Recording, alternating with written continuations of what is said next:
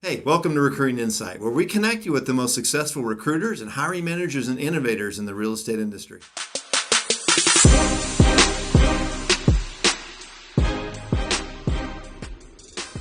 Today we'll be joined by Mark Johnson, the CEO of JPAR. For those of you who are not from Texas or may not have heard of JPAR, they started there, but they now do business in 25 states and over 60 metro areas in the U.S. They were recently named the 32nd largest real estate brokerage in the country by RealTrends. Now, Mark has been leading JPAR for over 4 years, and he's put together one of the most remarkable recruiting stories that you're ever going to hear. Well, thanks, Mark, for joining us this morning. Well, Ben, it's always a pleasure to spend time with you. Every time I spend time with you, I learn something. Well, that's good. I learned something too. And it's always so it must be a symbiotic here. We always learn something together. Well, it's great to have you today. I know our listeners are looking forward to this because of your story and what you're doing with recruiting. And so to get started, can you tell me a little about JPAR? Well, JPAR is an amazing organization, one that I'm proud to lead and be connected with many other influential industry leaders. In the last 4 years, we've had a 2.5 times growth in our agent count. That's a lot of recruiting, as you know. It's not a lot of recruiting; it's a lot of retention. I mean, I work with a lot of companies who recruit a lot, but their net doesn't go up very much. And you've been really able to crack the code there a little bit at JPAR and just get that year over year growth in your net, and it's remarkable. Yeah, and part of it is just because of the culture, the service. Price is never an issue. In the absence of value, price is never an issue. Mm-hmm. And so one of the things that we really focus on, and I would encourage all your listeners to do, what's the value? If there's no value, people are going to have their heads up looking around. If there's value, then it's a question is, are you delivering value for the prices you charge? And it's a pretty simple equation. Yes or no. No value, no retention. You have value, you're going to have lots of retention and recruiting opportunities. So that value plays on both sides. It plays on the recruiting side. You've got to have a value proposition that's calling people to you, but it's also your value has to be real in the sense that it's got to be, hey, I'm not going to leave because I'm not going to have anything better anywhere else. Yeah. One of the things I believe as a leader, and I'm leveling up every day as a leader, that I've instituted in our culture is we are a continuous improvement company. If you went to any of my staff offices, they have one statement on their computers, and it says, we are a continuous improvement company. Oh, okay. And part of that is always the value equation. Are we delivering more value to our customers, the client, the agent, than the fees we charge? And we know if we deliver more value, we surprise and delight, we exceed expectations. Then when it comes time for fees, that's a secondary discussion.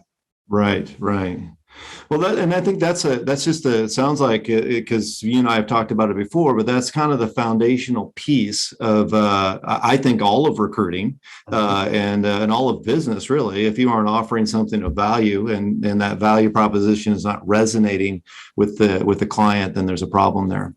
Let's dive a little bit more into recruiting specific. And I think for a lot of our listeners to hear your story a little bit on the recruiting side, let's just start with, how many agents do you recruit on a typical month at JPAR? Well, in a typical week, we kind of break things down to daily and weekly. Okay. We'll recruit in this week. I haven't seen today's report, but I suspect it'll be 25 associates.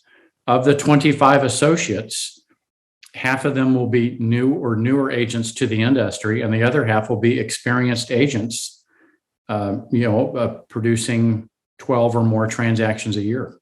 Okay. So you kind of break those into two groups, new or newer, below 12-ish, and then experienced above 12. I think, so we're talking close to 100 recruits a month who are, and what's the percentage of new versus experience? Is it about 50-50? Each week's a little different, but it approaches about 50-50. Okay.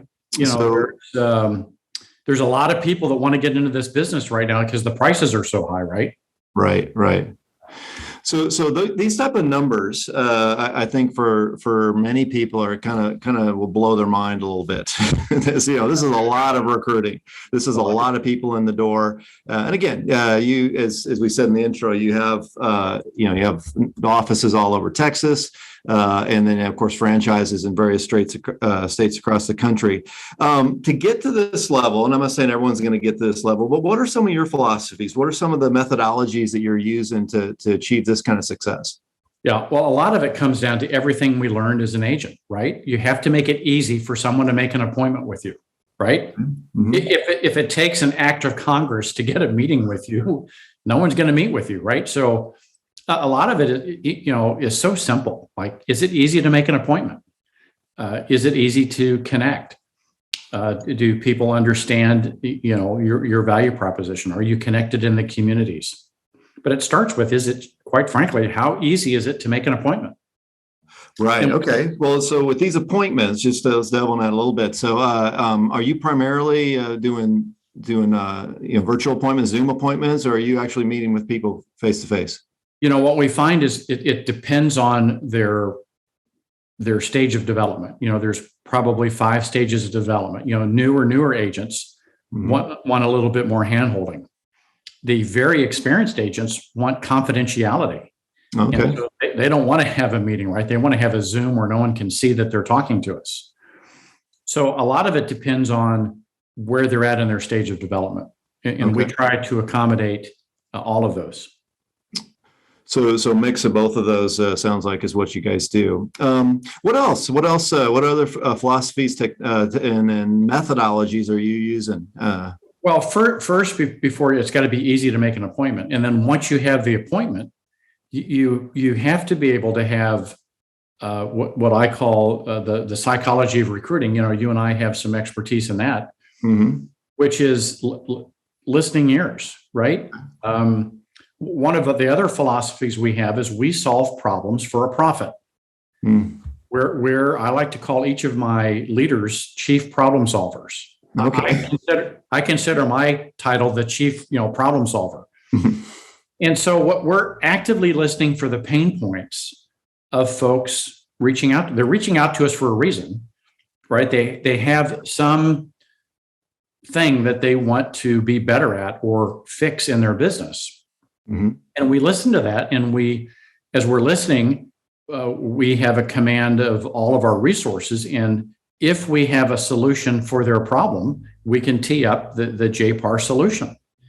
And then you have a problem, solution, and a match. And if it's a match, then, you can move forward. So that initial discussion that happens, I think that's a sticking point for a lot of people. I think there's a lot of companies that feel like they have a good value, they have something to offer, they can solve problems. But how do you get that initial appointment? How do you get these people to? I know in your case you have them set their own appointments in many cases, but how do you engage them initially, and how do you make that happen? To get them to make an appointment? Yeah, exactly. Okay, so that really is a multi-pronged approach. Many of your listeners listening in may engage in the third pool recruiting tactic, digital marketing that creates. Maybe they have email campaigns. We do all of these. So we have a digital approach, social media, email, phone call. We have internal ISAs, and we outsource to some ISAs that make calls as well. So it's a multifaceted approach. We use a system called Pipedrive to put all of these into and basically create a funnel. So we have people in every stage of development. And basically the funnel narrows it down to someone who wants to reach out and engage. Once they engage, we make it easy for them to schedule an appointment with one of us. And once we have that appointment, then we can put our listening ears on and become problem solvers. Gotcha. So we have a multifaceted approach to get people to make the appointment. There's a number of different places. It sounds like it's a pipeline strategy. Someone may not be ready for an appointment today, but a week from now, a month from now, 6 months from now, they may be if they're followed up with properly. But everything funnels down into basically an appointment. That's what starts it, right? And it is a pipeline strategy. We recently instituted, Ben, I don't think I've shared this with you, but we do a weekly internal newsletter to our associates. And we've recently gone out to our pipeline and said, hey, we do this newsletter. Would you like to be part of it? We'll let you join it for a couple months until you're ready. So they're getting some experience of what we're communicating to our agents. And they have to opt in for that. But if they opt in, it's another touch point in our pipeline that brings that funnel down. Ultimately, we hope to an appointment. Okay, so it almost sounds like there's two funnels here. There's one funnel to get the appointment. Mm-hmm. Okay, then after the appointment happens, not everybody, especially experienced agents. I mean, sometimes it takes a month or 2 or 6 to disengage from their existing business. So it sounds like there's some follow-up after the appointment that's pretty critical as well. Very critical. And one of my favorite success stories to share, one of my senior recruiters worked on a very experienced agent recruit. It took her 2 years, 2 years to get her over. She's now on our broker support team, and she's now consistently in the top 10 agents in the entire company. Wow. But it took us 2 years to get her. And our senior recruiter, that would have never happened without her tenacity, her persistence. And that would not have happened if we didn't have her in a funnel, in a pipe drive that allowed us to not forget about her. But bless my recruiter, she was all over it, didn't let go, knew she should be over here, kept calling, kept touching, kept providing value. And it took 2 years. I mean, how many people do that kind of follow-up in sales today? Yeah, and unfortunately, it's the nature of much recruiting. I mean, it is, there's that old saying, the fortune's in the follow-up, and if recruiting, that's very, very true. So, well, let's as we wrap up here, I want to switch in and handle one issue I think that anybody have as a question, because I think many of our viewers who know JPAR. And know that you're 100% commission model, have this mentality or this concept of, those people don't recruit. Actually, there's people lining up outside the door out there just wanting to get into the company because the commission split, the model, and everything. Can you address that? Is that what's happening in your recruiting world? Oh my gosh, look, I've led split companies and flat fee companies. There could be nothing further from the truth. Look, everyone has a competitor. Everyone has something who's going to do it for less or do it for more. We're working just as hard as I ever worked in a split model. In our world of the flat fee capped financial model, there are so many competitors that do it cheaper, different. There are more options, quite frankly, than maybe on the split side. Okay. And so we're constantly defending our value proposition. I bet you this week I had 10 phone calls alone about, hey, this brand X does it for half of your price, and brand Z does this, and there's nothing further from the truth that the flat fee cap model is easy. It isn't. Okay. And just like your split model leaders listening in, you make a policy change, agents put their head up, right? You make a procedural change, agents get their head up. Something happens in the marketplace that you don't address, agents get their heads up. That behavior and that dynamic, whether you're in a split brokerage or a flat fee, it comes back to, what's the value? Whatever your fee structure is, are you delivering greater value, perceived or otherwise, than the fees you're charging? Yeah, I think that's there's a perception. I think that on one end of the spectrum, you can make the assumption that agents are not very smart and they can't figure this out, and I think that's a huge mistake. On the other end of the spectrum, it's this is completely finance driven. There's always a trade-off, right, of expense versus support, and where's that sweet spot? And I think each brokerage is going to have a different sweet spot that may, for the right agent, is going to be the best thing out there. But right. Move that person to the next brokerage and it's not the best thing. And so it sounds to me like what you're doing with your company and what you've been pretty successful at is articulating your value, and then delivering on that value so that when people step into it, it becomes reality. Exactly. Because your brand, no matter what your brand is only as good as the promises you make and keep. Right. And I mean, I guess that's kind of a hard way to look at it, but your brand is only as good as the promises you make and keep. And if you're not keeping your promises, you have no brand.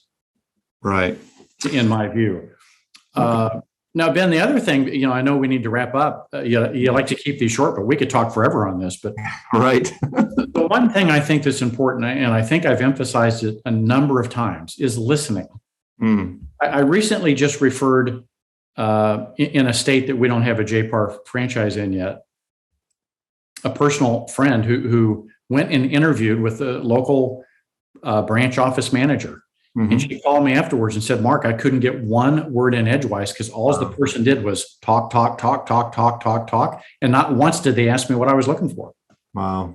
I mean, think about that. There was no listing there. It was all, here's our story. Here's our story here's about us. And that's not what she was looking for. Right. No, that is so important. That is so important. And it's interesting to hear you say that because even with that particular person, they probably did have some real problems and that broker probably actually could solve them, but there's probably a pretty big disconnect, or at least from your friend's experience, it sounds like they didn't even know what the problem was. Yeah, because they were, I think I've heard you say this. I forget how you say it, but the interaction should be 70% listening, 30% yes. talking, right? And if that equation's off, even if it's 50-50, it's better than this was like 100% talking and 0% listening. Right, exactly. And that's just, there's a lot of psychology around and research around the people who have the greatest influence are the ones that listen the most. And I think a lot of brokers, miss that along the way somewhere. Yeah. So there we go. Yeah, well, it's been great chatting with you for a few minutes. We're going to have you on again soon because I think there's much more wisdom that I think you could share with our group here. And now, for those of you who are doing the hard work of recruiting every single day, I want you to take what you've learned today and go make a difference.